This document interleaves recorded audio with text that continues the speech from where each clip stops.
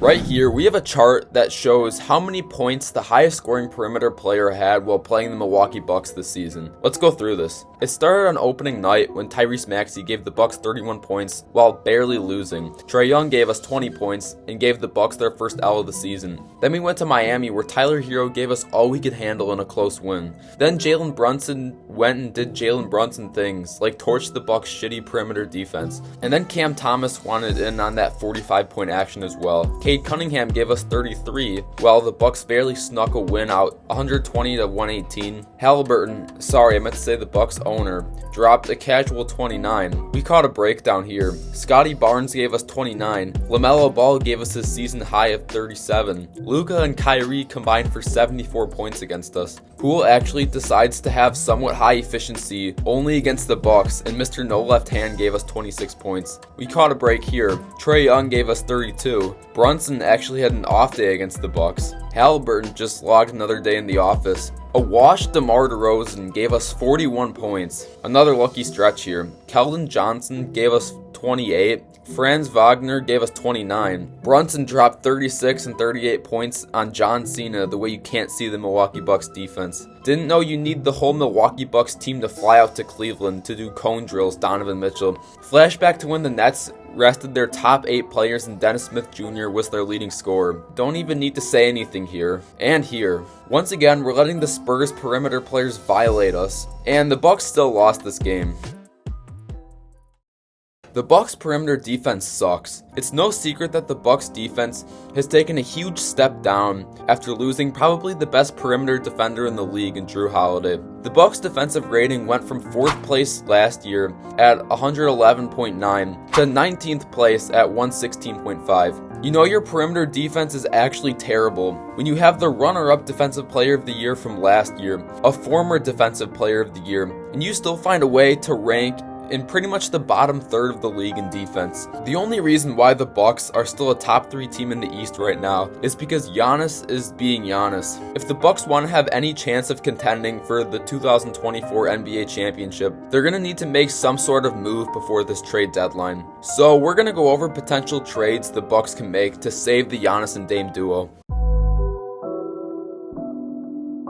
Of all of the possible players the Bucks could acquire before this year's trade deadline, I've grouped them into 3 tiers. Tier 1 is the best possible scenario for the Bucks. The fit is good, the players are cheap enough to acquire, and they fit the role which the Bucks need, which are lockdown perimeter defenders that can also space the floor for Giannis. Tier 2 are players that are still an upgrade for the Bucks roster, but it's more likely just going to be the remainder of the season for the player, and it's not that big of a risk for the Bucks to get into. Think of PJ Tucker in 2021 for the Bucks. He did his role in winning the championship and then just dipped. And then tier 3 are like the safety options for the Bucks. If they can't get a tier 1 or tier 2 guy, these players will most likely be available but aren't certainly guaranteed upgrades. So to start us off here in tier 3, ironically, we have PJ Tucker for $11 million, Otto Porter Jr. from the Warriors for $6.3 million, Daniel House Jr. for $4.3 million, and Isaac Okoro from the Cavs for $8.9 million. PJ Tucker, in my opinion, is definitely the lowest option on here. He's 38 years old right now and has only played 15 games this season, averaging 1.3 points a game.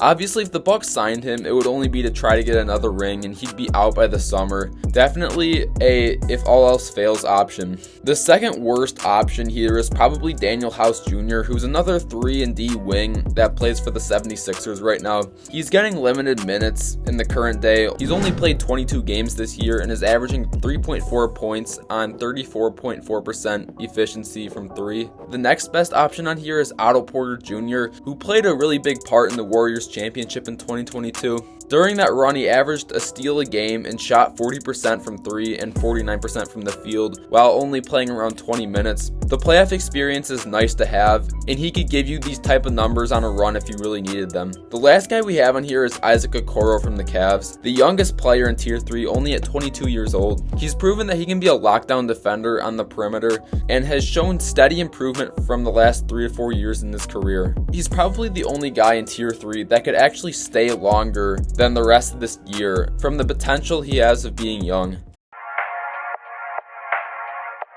Now in Tier 2, we also have 4 players. That being Jonathan Kuminga from the Warriors for $6.0 million, Deni Avdija from the Warriors for $6.2 million, Gary Payton II also from the Warriors for $8.7 million, and Royce O'Neal from the Nets for $9.5 million. I think Jonathan Kuminga is definitely the most interesting one on here. Recently, he has reportedly given up on Coach Steve Kerr in Golden State after they choked an 18-point lead against the Nuggets. I think it's pretty clear that Kuminga wants out of Golden State with his frustration of playing time, and I think the Bucks would be a decent landing spot for him. Kuminga is definitely a really talented player, but I could see him having issues with guarding super quick and shifty guards, which is kind of what the Bucks need.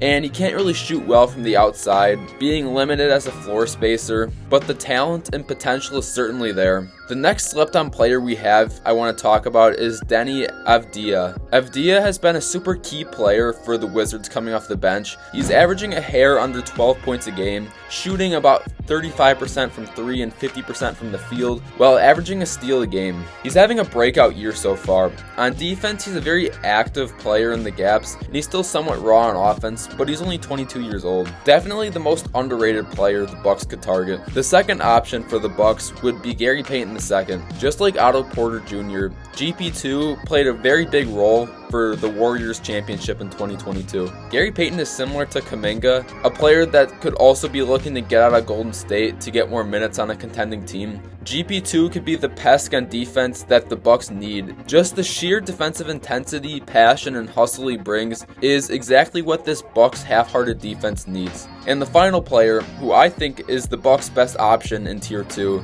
is Royce O'Neal from the Nets. When looking at the Nets roster, it's literally filled to the brim with shooting guards and wings. All of the 3-and-D players they have that are in the rotation right now are Mikal Bridges, Spencer Dinwiddie, Dorian Finney-Smith, Cam Johnson, Royce O'Neal, and Lonnie Walker IV, who are all in the rotation.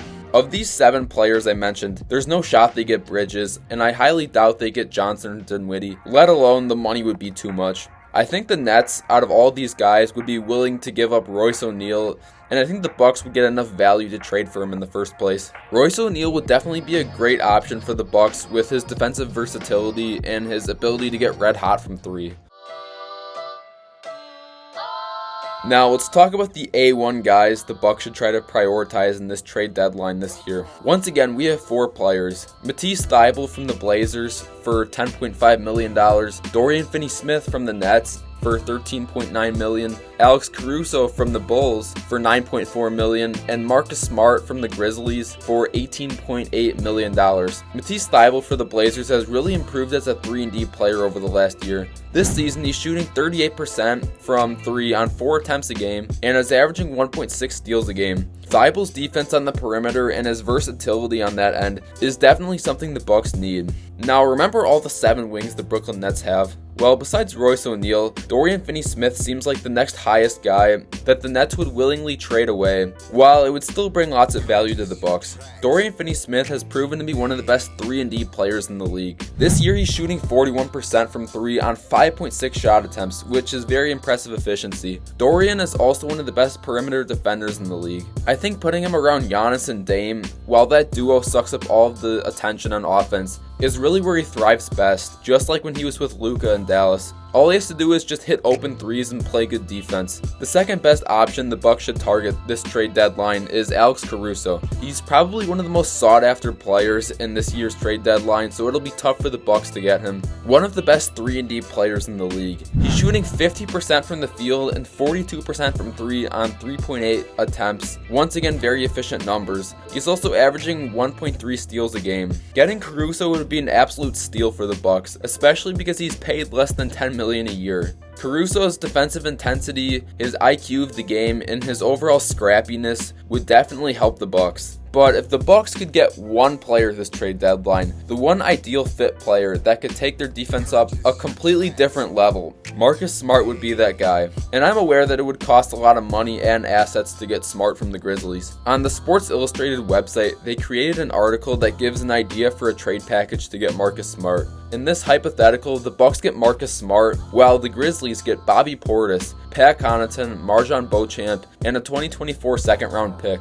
As Milwaukee, you're giving a lot away to get smart. You lose your 6th man, you lose another 3-and-D player you have, you lose one of your few young rotation players, and you lose a draft pick. But to get Marcus Smart, arguably the best perimeter defender in the league, he would completely shift the energy and the atmosphere of the Bucks defense. He would be the exact player the Bucks would need for this postseason. So I hope you guys enjoyed this video. Let me know in the comments players you think the Bucks should try to target this trade deadline.